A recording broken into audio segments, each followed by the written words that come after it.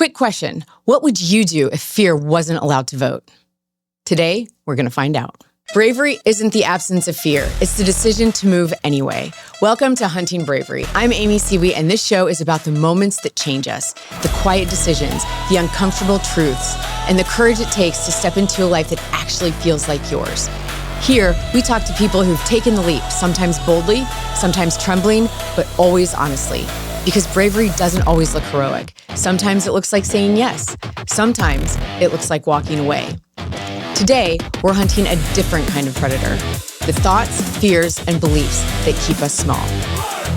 Today's guest is Todd Durkin, a trainer, coach, author, keynote speaker, and a life transformer who has dedicated his life to helping people rise physically, mentally, spiritually, and emotionally. Todd is the CEO and co-founder of Impact X Performance, a fitness recovery and life coaching franchise built on faith, purpose, and performance.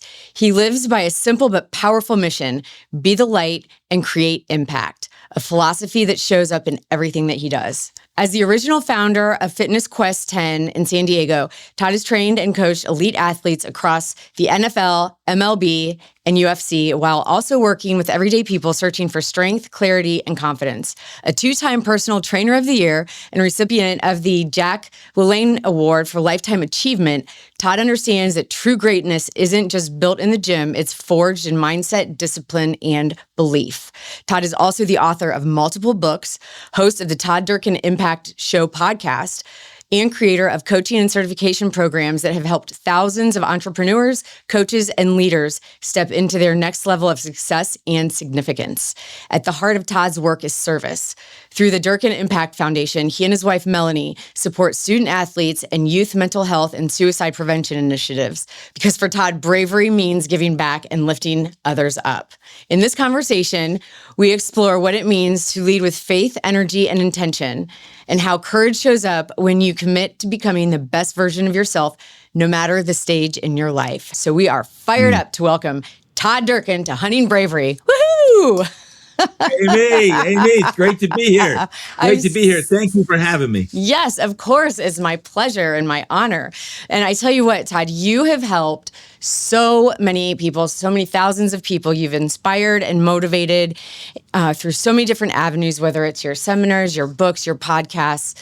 And I just feel like everything that you say is gold. And so I'm going to hold on to all of this, but I'm literally just going to dive into this head first. Like I feel like you'd want me to do, right? Awesome. So question. How does physical strength translate into emotional courage? And why is emotional courage so hard for people to find? Great question. And it's an honor to be here, Amy. Thanks for having me on the show and everything that you're doing. Speaking of courage, it's awesome. But listen, physical strength, I've spent the better part of my career in the training space, in health and fitness, and in running and owning gyms and training high-level athletes. When you look at physical strength, I always say this: if you want to change your psychological state, you must change your physiological state. And when you change your physiological state, then you change your psychological state. So if physically and mentally you're strong, that is also going to then enhance affect the emotional state, our emotional state of well-being, our how positive we feel about ourselves, or even the world in which we live, which is full of pessimism and hate and negativity. It's like, how do we rise above that and operate at one where, hey, she's different, he's different? And I've always committed myself to habits that will ensure like the emotional side, the physical and the mental side, and the spiritual side for that matter is going to be at the forefront of everything that I do. And for the better part of 25 years, that's how I've lived my life. So how do you start to do that? I mean, how do you even recognize if you need to do it? If you feel like, oh, hey, I'm pretty good. I mean, how does that even look? Well, I think it's a choice. Amy, that,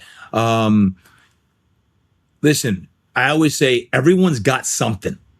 Everyone's got something deep down inside of them, whether they're battling, they're struggling with some aspect of their life, or it's a spouse's life or a kid's life. Everyone's got something. And to me, you wake up one day and you're like, you know what? I'm made for more. I've got more gifts in me, and I feel like they're not really being completely used or exposed. And And to me, it's that day when you say there's something else out there. There's something that I'm made for, but I haven't stepped into my full destiny and purpose. That's where it all starts, is that awareness. And then it's a choice to say, I'm going to go on this journey. I'm going to go on this path to really find fulfillment, and one where you can step into your full potential. And to me, that's really stacking a lot of habits, being around the right people, reading the right books, learning. And I mean, this journey we're on of perpetual personal growth, I think, is one that ultimately allows us to see, are we living life to the fullest? It's interesting that you talk about, am I living my life to the fullest? Am I on purpose? Because this is something that happened way back when I was still in real estate, before I even started the Python thing. And I went to a Jack Canfield seminar, right? Love him. Yeah, legend. In Arizona. And it was, yes, I had a CD in my car, CD player. And it was his affirmation CD. And for whatever reason, I'm just driving along and I've got it playing. And, at this point in my life, I'm happy. I love real estate. I have no plans to switch careers whatsoever. And all of my goals revolved around growing my business and my team. And so I'm listening to it. And then all of a sudden he says, what was it? I am on purpose with what I'm supposed to be doing. And a brick hit me, like my stomach fell through. And I was like, wait, what? And he said, I am living my best life. And of course, I'm supposed to be repeating all of this. And the same thing happened. And I said, whoa, what was that? Why did my stomach just drop out of the bottom? I thought that I was doing what I was supposed to be doing. And so after that, the problem is, and I think this might be where you come in too, is that I didn't know what my purpose was. I didn't know, okay, maybe I'm not on purpose. Maybe I'm not living my best life, but I don't even know what that looks like. I don't even have a way to tell. And so I'm going to stop before you answer that. I will say that mine hit me like a ton of bricks. I didn't even know Python hunting was a thing until I knew it was a thing. But it's like, oh, yes, that's it. That's what it is, right? But how would you say to people, how do they figure out what that is? Yeah, well, that's the $1 million question, because there's a lot of people who will ask themselves the question, am I on point? Am I on my North Star? Am I following my divine purpose? Whatever, your language is. How do you find your purpose? And one of the ways you find your purpose is by a lot of risk and failure. By a lot of times taking risk and failing, like, this isn't what I want to do, or I'm not happy doing exactly what I'm doing. I need to tweak it. I need to edit it, or I need to make a massive change. I need to go down to the Everglades and start wrestling pythons. Like, all these things that like you're a great example, Amy. But for me, I have this thing I say all the time. It's on my shirts. It's called Live a Life Worth Telling a Story About What's Your Story. Live a life worth telling a story about what's your story. Because all of us have a story, and the stories help us with where we're at today. So for me, I'm the youngest of 8 kids. My mom and dad got divorced when I was 5 years old. I have 5 sisters.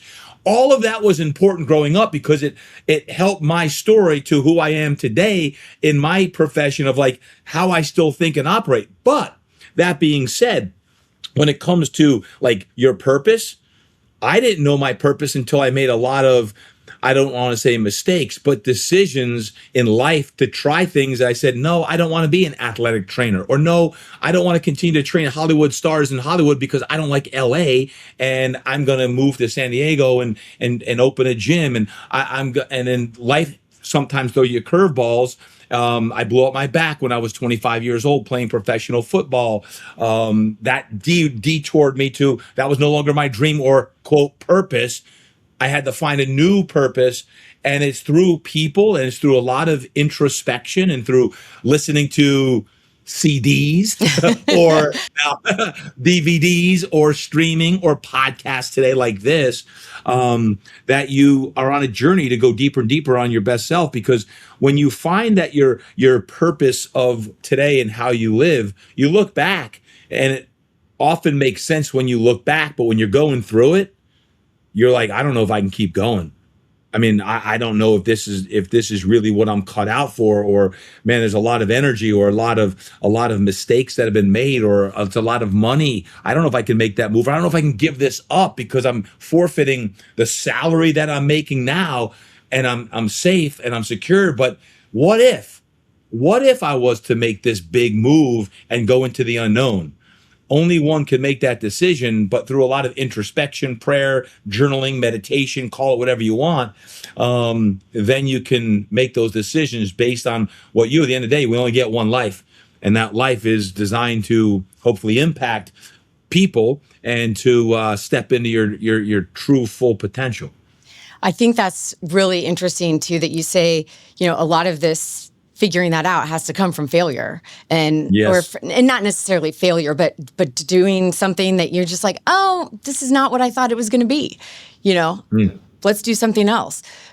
How do you, for the people that are afraid to take that, that step that might be a big step or a little step, but to move in that direction, and they don't want to give up their comfort zone, what do you say to them? How do you help get them to that next step? Be around people like you, Amy. Be around people who have taken this step before, and listen to your inside. One of the lessons I learned as a young man was to trust your gut. Trust your gut. And your gut is like, what is your gut, your intuition telling you that you need to do? And I learned that when I was trying to, way back many moons ago, when I was in college, trying to decide, should I be a government major, a business major, or a kinesiology major? And my mind said, well, business, you're going to make money. And at the time, I think a government major, I was like, I could be the president of the United States, which then it was a good thing. I'm like, hey, I'll be the president. Right. Or I could be a kinesiology major. I really loved that anatomy class. But my gut told me that I needed to follow the route that wasn't popular, the kinesiology route. And back then, it's like, you're going to do one thing. You're going to be a teacher and a coach. Nothing wrong with being a teacher coach, but that was like only one option. And I chose that option. And I think when you're going through this, your gut and intuition is really important. One of the books I wrote called Get Your Mind Right, chapter 9 of Get Your Mind Right, I talk about tapping into the whispers. Tapping into the whispers is because many times when you're doing this soul searching about, like, what's the right move, and you create your paper, like the pluses and minuses of which, if I move here, I do this, or I give up this job, you got your pluses and minuses.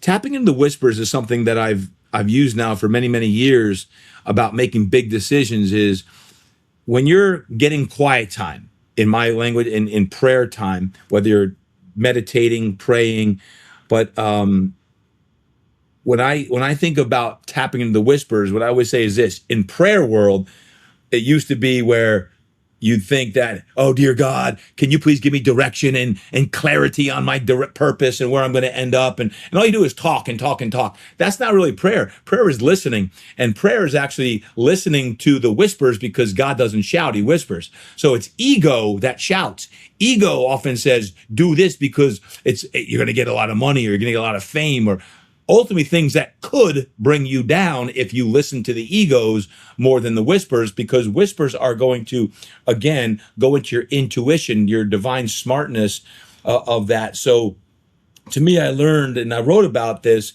is tap into the whispers, tap into the words. And if you keep hearing the same thing week after week, month after month, maybe even year after year, and the whispers are saying, shh, hey, Todd, make that move.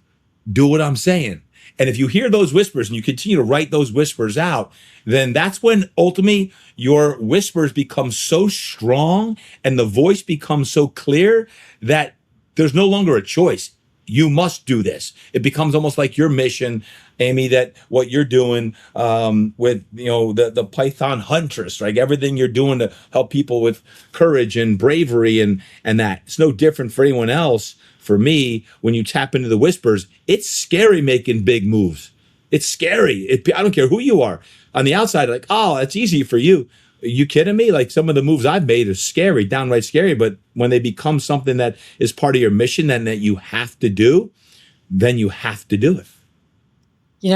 It's funny because I never thought that it was scary to make this move. And I don't know if it's because, that day of Jack Canfield, and I was like, there's something else. I don't know what it is, but I didn't try very hard to find it because it's not like I was unhappy with what I was doing or anything. It wasn't, anything like that. It was just, I was on point, I guess. I was just more aware. And then when I found out there were pythons in Florida, I was like, wait a minute. Instead of catching a 6-foot black rat snake in India, I can catch a 20-foot python. Sign me up. Sign me up. And so I went down there, and I'm riding on the top of this truck with this lady that I just found online because this is way before python hunting was even a thing. And I said, I'm going to be in Florida. I want to go python hunting. She said, all right. So we go, and I'm telling you, we were out there for probably 8 hours, just riding around slowly on this truck, right? And it was winter. It was back when they didn't really know how to hunt properly. And I'm on the back of this truck, and I'm going through the middle of the Everglades. And I'm like, wow, this is crazy. So I'm imagining myself, okay, I'm at this party, and it's a big event. I'm rubbing elbows with all of these important people, and I'm talking to them about real estate. Wah, wah. How boring is that? Nobody wants to talk about real estate. And then I was like, or I'm trying to figure out a solution to this problem here in the Everglades about pythons. So I'm going around and I'm trying to figure out who I need to know. We're talking about all of this, and I'm getting excited just like I am now. I'm like, oh my gosh, this is it. Yeah. This is it. It was that easy for me. Yeah. No, 100%. I get that completely on that. I think when you're going through that and trying to make that decision, a big part of this is identity. Because, for example, and maybe you didn't deal with it, but I dealt with it when a recent transition I made in 2020, where I had built up my first gym, and 20 years into it, I sold a big portion of my gym because of some major health issues I had, second knee replacement, my back went out. I was burnt out to the crisp after the pandemic. I'm like, I'm done. I'm burnt out. But my identity was as a trainer and a coach, and giving that up was a major identity crisis. Wait a second, if I give this up, who am I? Because at least as a male, many times what we do, we think that's who we are, because that's our title, or I got known as a certain professional athlete's trainer or coach, or that was my success. So you hold on to that. Nothing wrong with that unless you're being rooted in that. So I, for 3.5 years, went through a very deep, dark struggle trying to really say, okay, what's my deeper mission here? Why would I make these transitions to go to an even deeper place to ultimately impact more people on that? Similar to you, Amy, if that was ever you, someone, it might not have been you, but it'd be like, well, I'm a successful real estate agent. I can't give this up to go hunt pythons. What are they going to think? They'll think I'm crazy. Because part of my things that has hampered me in the past is worrying too much about what other people think. If I worry about what other people think, I'm not making that move. I'll just stay where I'm at. Life is good. It's good. But when I'd have my one-on-one talks with myself, I'm like, there's more to life than just doing what I'm doing for the next decade. I'd rather try and fail than not try. I'd rather go for it and see what I'm trying to scratch. Are we going to, really step into that? Or nothing wrong with staying where you're at, unless that tickle becomes way too big, and every day you're waking up and saying, man, am I missing out on something that I really should be trying, that I'm being called to do? So that's where I think the identity thing is. It's a very complex relationship, but I went through it for 3.5 years until I came out on the other side with really clear with where I was going, what moves I was going to make. And I'm now doing that again with what my calling has always been. So that's really interesting for me to hear that from you, Todd, that, it took 3.5 years for you to get to that place when you have been coaching people and inspiring people and motivating people to do that for a very long time. So that's very interesting to me. And it kind of makes me feel like a normal person when I talk to you. No one would know. No one would have known it.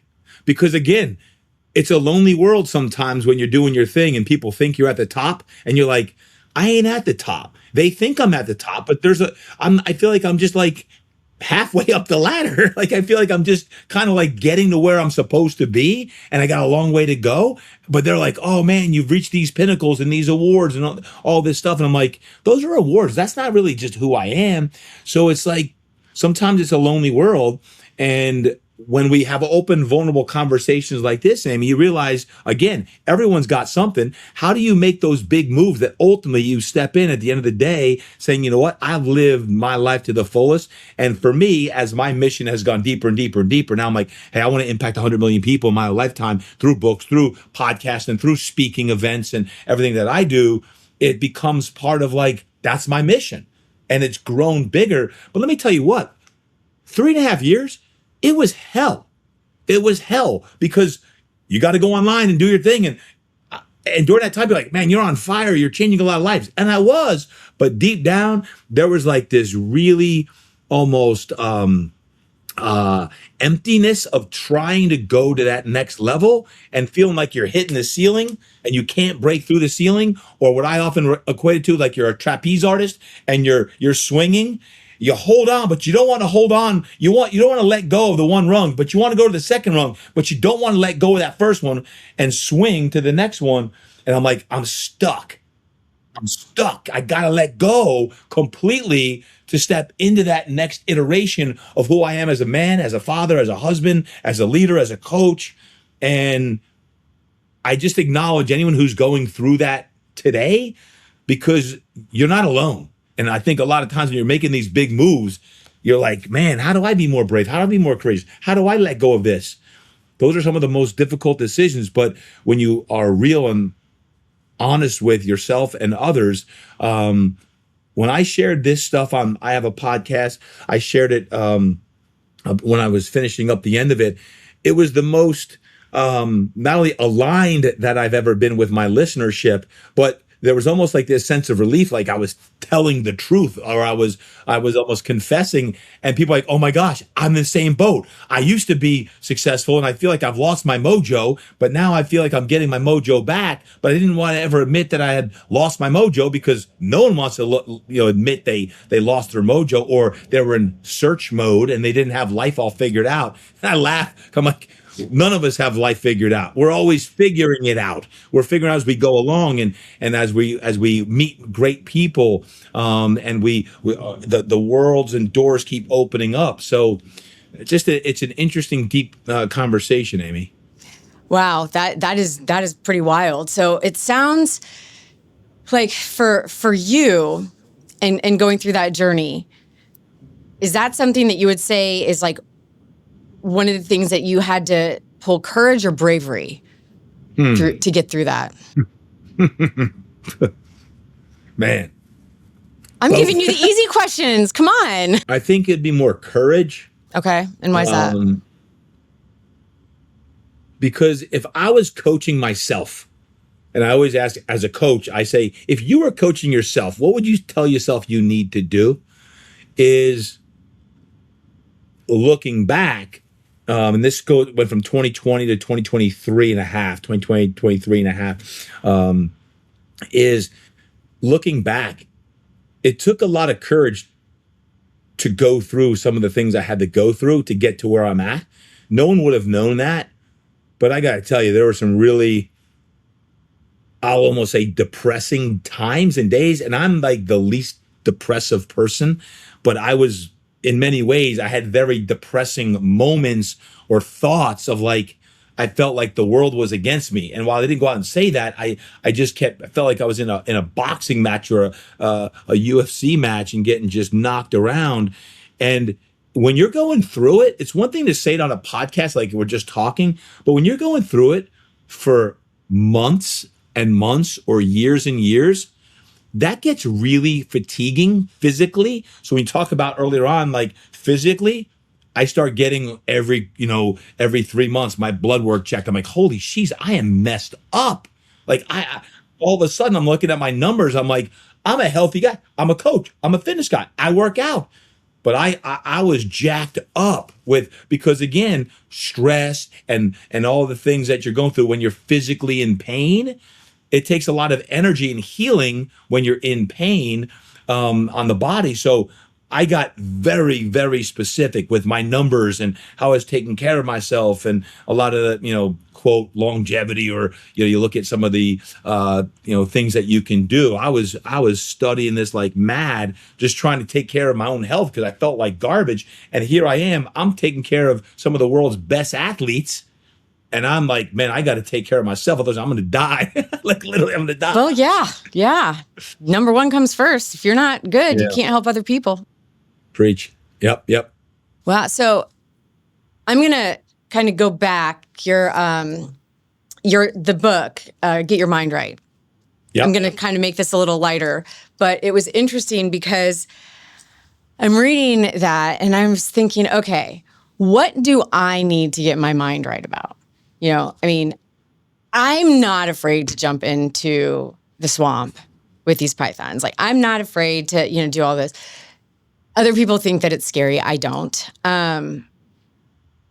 But I was like, what do I have to get my right? You know what came to my head and what I really have to work on? And you're going to probably think this is so silly, but it's social media.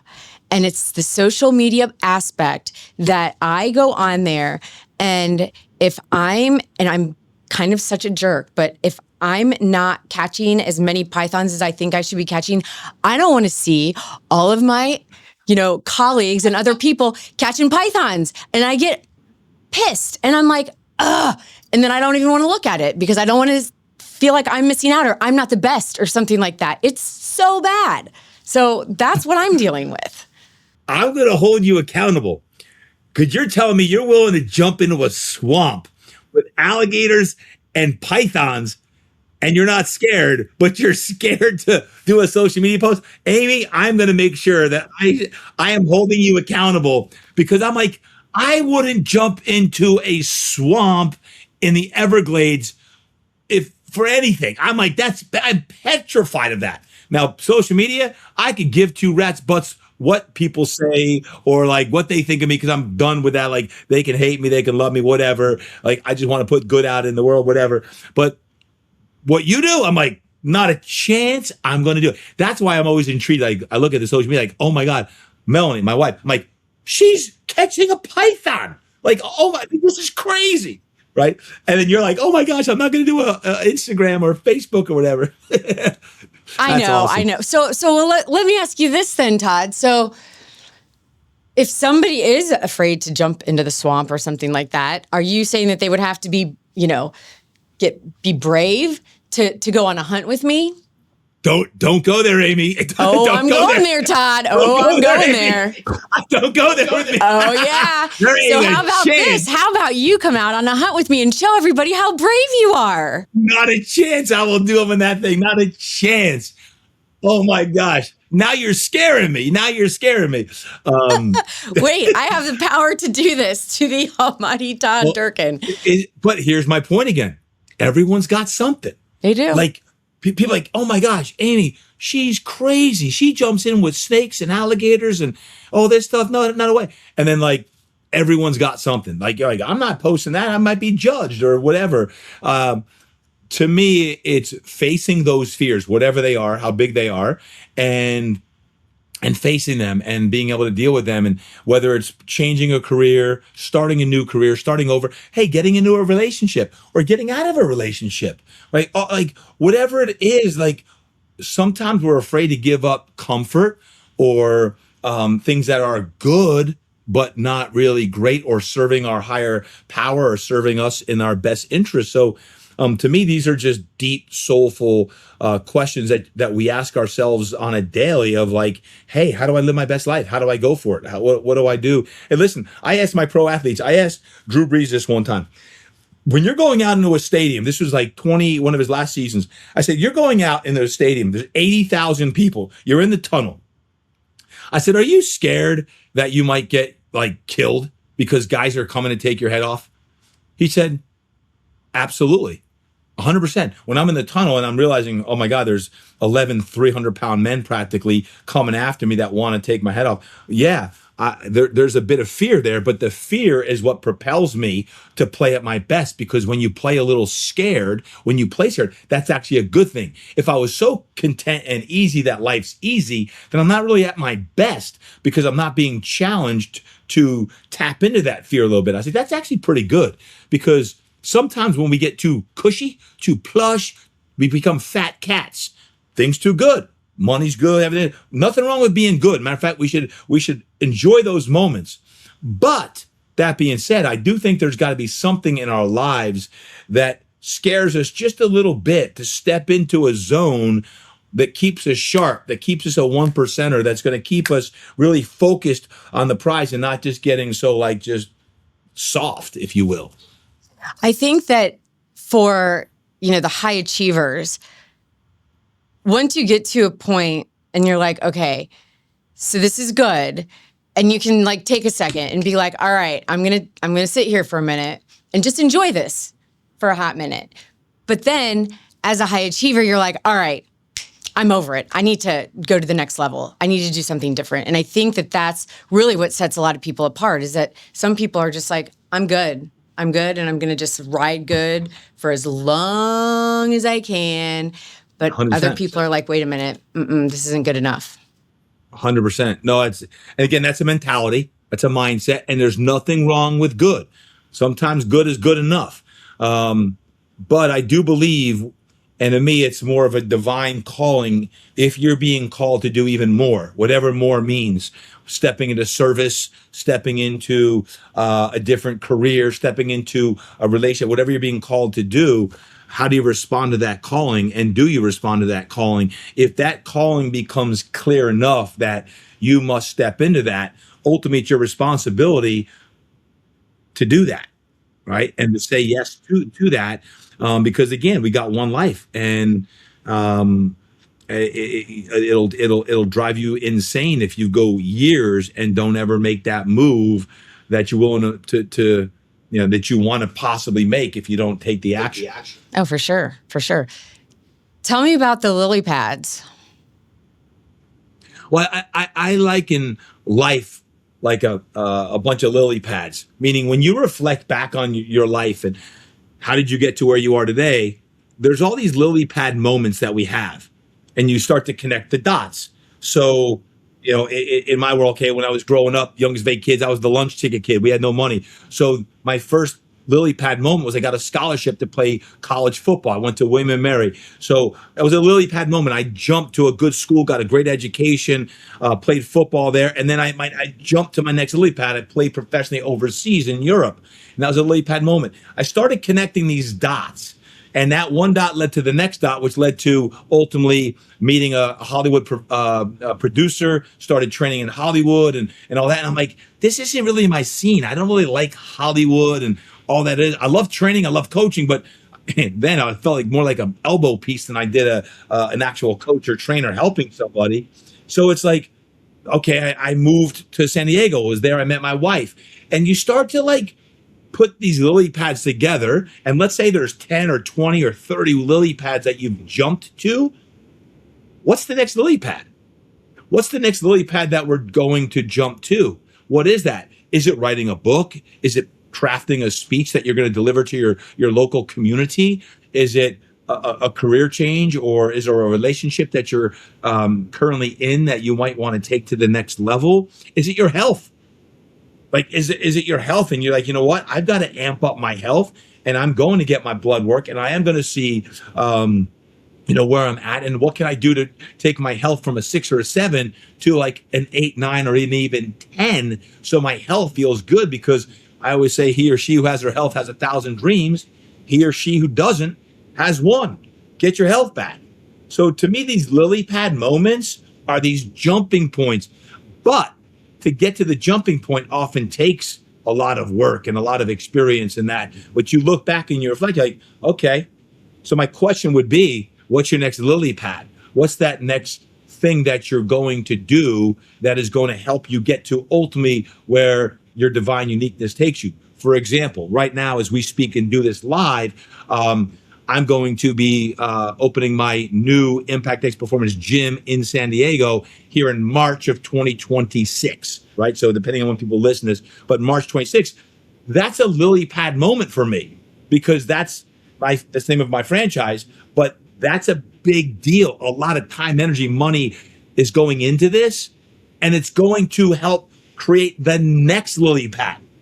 I don't know what that is. We don't know what it is, but these lily pad moments, it takes a lot of trust. It takes a lot of courage and bravery to say, you know what? I'm putting it all on the line. I could fail flat on my face, but I'm going to believe in me. I'm going to believe in who's around me and my team, and we're going for this. And then that lily pad helps catapult you to that next step, right? So I liken life to like a series of lily pads. Jump, oh, it's safe there for a while. You ever notice, Amy, sometimes when you get like it feels too comfortable or too safe, it's uncomfortable. You're like, I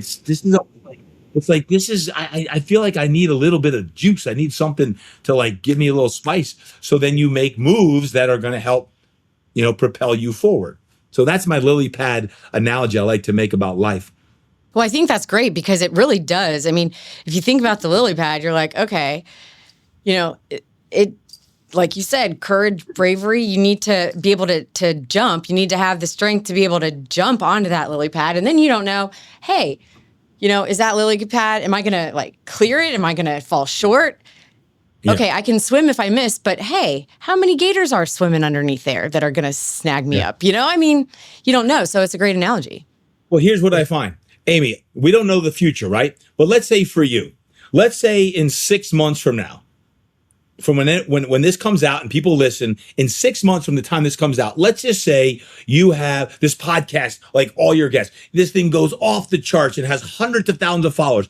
You get signed to a deal on Netflix or some TV show, and next thing you know, like, hey, I want to talk with Amy, I want to interview Amy, and then people are like, Amy's like the luckiest girl. She's got all this success, and man, look at her. She's on TV and she's got a podcast and blah, blah, blah, blah, blah, blah, blah. And all they hear, man, you got lucky.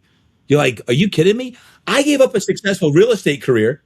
I went down and wrestled pythons in the Everglades, and it took me a long time. And by the way, I wasn't making much money doing this. It was like a passion that I want to do it. I didn't know what the end result was going to be, but you made these moves that connected the dots. One person might listen to this exact podcast that's a producer and say, hey, Amy, by the way, I've got a show and I'd like to talk to you about that. That relationship, by you putting yourself out there, leads to the next thing. And to me, that's how the universe works. That's how life works, is it's these connections and relationships like, oh my gosh, this girl is incredible. Like, she needs to be a role model for male and female people who are looking for more bravery, courage, and taking risks in life. And even when you're comfortable, how to get outside your comfort zone. No, you don't have to go wrestle pythons to do that, but it's the same principles. And I say that because you don't know, and I don't know in 6 months from now, when this comes out, what's going to happen. But what you'll hear is, man, how did you make all that happen? And you got so lucky. Like, if you only knew the 3.5 years of hell I went through and the diagnosis I went through and the surgery I went through, there was nothing lucky about it. It wasn't luck. It was a lot of heartache and pain, physical pain, mental pain, anguish, all these things. And yes, ultimately you look back like, yeah, I guess it did take some bravery and courage to go through whatever you go through. But it's always in retrospect that it's 2020 vision. Yep. Oh, absolutely. 100%. 100%. Okay, I have to ask you one question that when I was reading your book, you put off your knee surgery for a really long time, and it kind of changed, like you, and I'm just going to probably butcher this, but I mean, it really hindered you from doing a lot of things and living your life the way that you should have. Why did you put it off so long? My mindset was, I'm too young. I was like 48 when I had my first knee replacement. And I'm like, my entire 40s, like from 38 to 48, I didn't rust out. I wore out. Like, I wore my body down from years of always being an athlete. And I never stopped working out hard. And I think I just wore my body out. But by age 40, I needed a knee replacement. And I'm too young. By the time I was 44, I went on this TV show called Strong. It was on NBC primetime. And like, I loved it, but I couldn't, like, I had to suck it up with some stuff that I couldn't perform the way I wanted to because of my knee, bone on bone. But I kept putting it off and off and off and off. Why? Mindset. Because I'm like, I'm too young for this. I'm too young for this. Knowing what I know now, I wouldn't have. I would have been like, I would have got it a few years earlier. But like, I feel like $1,000,000. To this day, I now have 2 knee replacements. I'm like, I feel like a new man. Someone said, yeah, but what about when you're 70? I'm like, are you kidding me? When I'm 70 someday, I want to live good now. I want the next 2 decades to be like, I don't want to be like, oh, I'll put it off and be in pain for 5 years so I can, who knows if I can make it to 70, right? That's like, exactly right. Like, right? It's Quality like, of life now. now. And now meaning the next 15 years, and who knows how technology evolves. Like, here's one thing, if any of your listeners have this, and something I learned from my doctor, I give him a lot of credit, Dr. Jenkowitz. He said this, and this is like, people always ask me. He said, I had to get a partial knee replacement at first. He said, a new knee is going to last you about 15 years. But if you get a partial knee replacement, he goes, and by the way, after your first full knee replacement, you're going to feel 100% better. If you need a second one, you're going to feel about 80% better.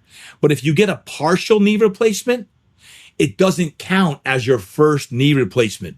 So if I can buy you 10 or 15 years and at 48, you get a partial, which I got, and it buys you, let's say it buys me 12 years, I'm 60 and I have another knee replacement on that knee.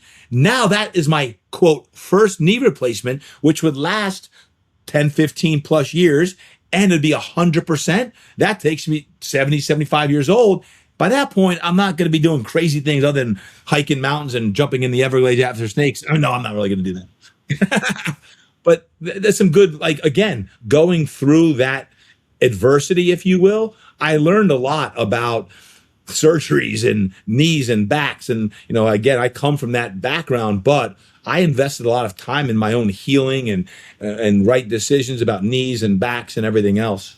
How interesting. Yeah, I had my ACL and meniscus torn last summer.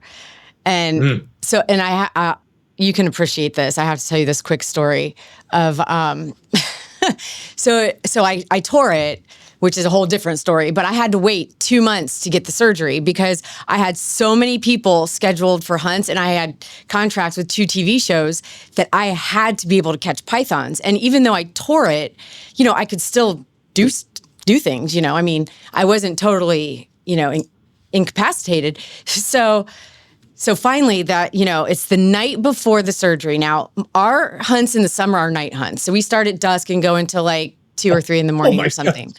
Right? So I'm sitting there. So I've got clients. We've already caught. It's the night before my surgery. I have to be at the hospital at like 6:45 in the morning, and we've already caught one python, and it's about 2 o'clock in the morning, and we're on our way back. Well, there's another one, and this python was in water, but it was only like 6 inches deep probably. So it wasn't, you know, that big of a deal. Well, they're like, we don't want to catch it. So I'm like, all right, cool. Because I love to catch the python. So I love when my clients are like, no, I don't want to catch it because I get to do it. Well, this thing's in the water. And the problem with the water is that, man, if they're gone, they're gone. And of course, you know, I'm aware of my knee. And the proper way to grab a python is behind its head. But if I had to go up to behind its head, there's a risk that it could take off. And again, I'm aware of my knee. So I said, whatever. And so I grab it and I pull it up and I hold it against my chest for leverage because it's very slick because it's wet. And I'm pulling, it's about a 10-footer. And I'm pulling it up onto the land. And it goes around and it bites my leg. And it bit me like probably twice. But who cares? Like, it always happens. I mean, it's not fun and I don't recommend it. Don't get me wrong. But, you know, it's just part of what you do. And so we get the python all handled and all of that. So I'm, 4 hours later, I'm getting prepped for surgery. And the nurse is like, oh, you're a python hunter. I said, yeah, funny thing. I just had a hunt and I got bitten on my leg. And she was like, oh. And I was like, oh, no, what did I just say? And she said, well, which leg? And I was like, oh, I don't know. I think it was my good one. And she's like, well, let me look. So I had to turn over so she could look for bite marks on my leg. And by the grace of God, she did not find them because it was on the leg that I was about to have surgery on. And I was like, if I couldn't have surgery because I opened my big mouth, I was going to be so mad. But nope, it was all good. And I don't know how she didn't see them. I mean, I love the sun, so I've got, moles and spots all over me. So I think they just blended in. But, yeah. So that was my night before surgery. God. So you literally got that snake right by your chest? Yeah, I mean, I had to get leverage. It was so snakes aren't slimy or anything. They're dry. I mean, but when they're wet, those pythons are really slick, like really, really slick. So yeah, well, and on the night that I did this, I actually got thrown off the back of the truck. It's a long story, but I had people with me. And, when you first tear it, it's like searing pain for 2 minutes. Oh, yeah. And then it kind of goes away and you're like, all right, that's all right. And again, we'd already caught one python. So we see another one and they didn't want to catch that one. So I'm going in, I'm hobbling, I catch this thing, I got it, no problem. And I get home and my knee is like this big. And I was like, well, hey, it was worth it, But wow. I also did the next day, the very next night, we didn't have a hunt, but I think I did go in for my MRI that day. But I just got new lights for my truck because I've got the snake deck that you can like stand on top of when we're hunting. And, we've got lights going down the road. It's pretty cool. And so we're on the road, like outside my house for about 30 seconds because I just need to see if these lights are going to work. There's an 8-footer in the middle of the road. So what do? I hobble down, get it, grab it in my jean shorts and flip-flops. I'm not even hunting. So yeah, you never know where these silly pythons are going to be. Amy, did you always have an infatuation with snakes? I did. Yes. My dad put me in a creek when I was little and taught me how to catch all kinds of critters. And I had this fascination with snakes. Wow. Yeah. Like, why wasn't it kittens or puppies or something normal? I don't know, right. But anyway, so that's yeah. Amazing. So that is fun for me. That for jumping into the swamp, grabbing these things, getting bitten by them, doesn't take courage. I don't need to be brave to do that. That's fun. That's fun for me. I know. It takes courage and bravery for other things in my life, but that is not one of them. Right. For you to do social media posts would be bravery and courage. Yeah. Well, and it's not only that, it's just like, I don't want to see if I'm not catching as many as I think I should be catching. I don't want to see. I don't want to feel like I'm missing out or that somebody's better than me, that I'm not the best at this because I'm highly competitive.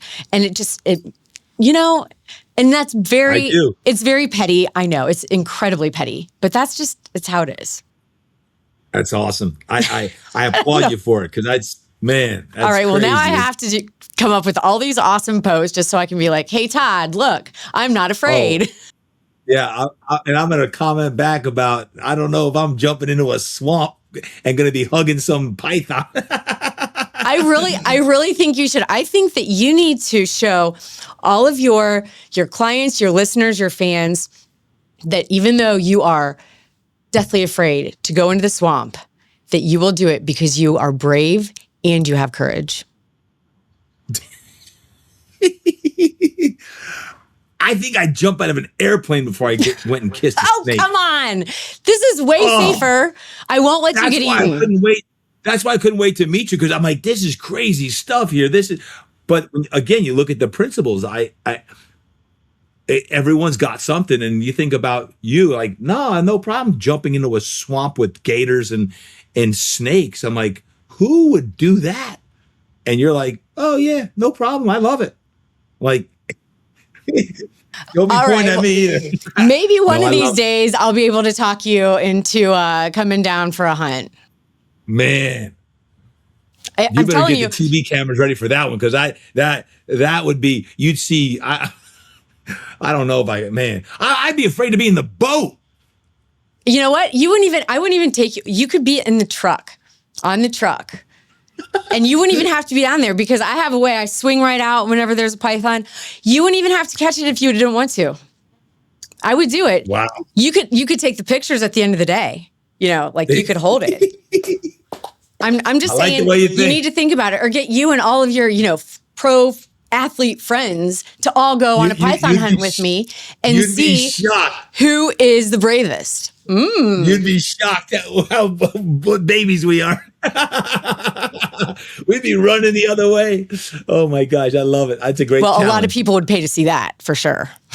Oh yeah, I'm going to challenge them. I'll see what they say. All right.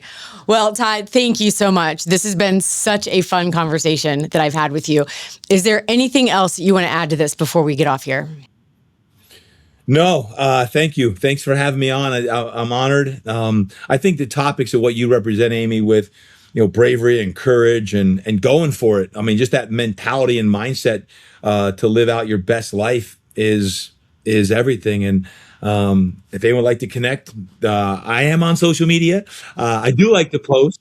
So it's my name at Todd Durkin. I have a podcast as well. It's the Todd Durkin Impact Show. And that's more around living your best life in both physically, mentally, emotionally, and spiritually as well. So no, hit me up, reach out to me. And Amy, I look forward to connecting with you. I'll have to have you on the Impact Show sometime, because what you represent on all levels certainly is impactful, if you will. Well, thank you, Todd. This has been so much fun. Looking forward to it. Thanks, Amy. All right, take care. Tales from the Field, presented by Kenda Tire. I was in Florida for 6 weeks when I caught my first python. I mean, I moved to Florida thinking that I was going to be walking through that swamp and slinging them out left and right, and it does not work like that whatsoever. So anyways, I'm driving down this 2-lane highway. It's at night. I'm not even really hunting. I mean, I have my workout clothes on and flip-flops. And it was raining. It was like misty. It was so gross. And there were dead, like, snakes and lizards and frogs and turtles all over the roads. It was the weirdest thing that I'd ever seen. And I'm actually on the phone with Dave, my fiance, saying, oh my gosh, I hate this. I'm never going to come back to this road. All of a sudden, there's a python that's coming up through the guardrail. And I was like, oh my God, there's a python. So I throw my phone on the floor. I didn't even have a flashlight with me. So there was, I don't even know how this happened, but there was a driveway, kind of like a half drive right there. So I go around the python and I kind of flipped a Yui so I could have headlights on it, since I didn't even have a flashlight with me. And there is a car coming down the middle of the road. Now, this is a 2-lane highway. It's at night, so there's not a ton of traffic. But I went out and I jump in front of this white van, like flagging it down, saying, stop, don't come any closer, because I didn't want them to hit the python because I wanted to catch it.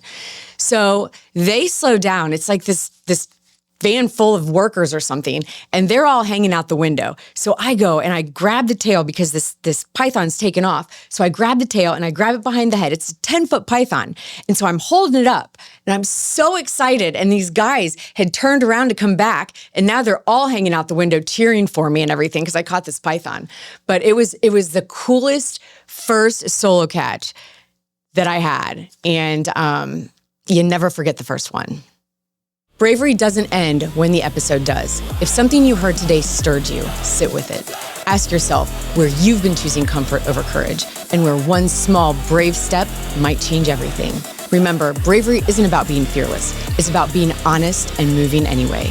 If this episode resonated, share it with someone who might need it. And if you're ready to keep hunting your best life of purpose, I'll meet you right back here next time. This is Hunting Bravery. Stay curious, stay courageous.